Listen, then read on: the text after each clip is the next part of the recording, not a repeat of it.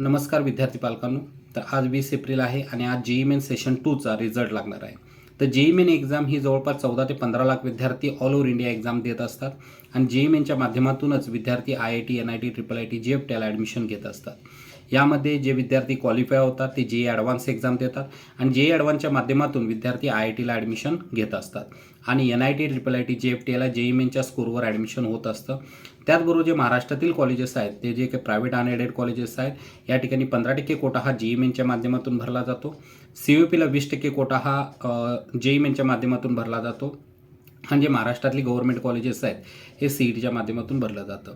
आता या रिझल्टनंतर पुढं काय असतं, तर पुढं जे आपल्याला महत्त्वाचं असतं तर आपलं ड्रीम कॉलेज, ड्रीम ब्रांच हे मिळवण्यासाठी आपल्याला योग्य काउन्सिलर शोधावा लागतो आणि त्या काउन्सिलिंगच्या माध्यमातून आपल्याला आपली पुढची ॲडमिशन प्रोसेस पूर्ण करून घ्यायची असते. जर तुम्हाला संपूर्ण ॲडमिशन प्रोसेस जर आमच्या माध्यमातून करून घ्यायची असेल तर खालील दिलेल्या नंबरला तुम्ही संपर्क साधू शकता. धन्यवाद. थँक्यू.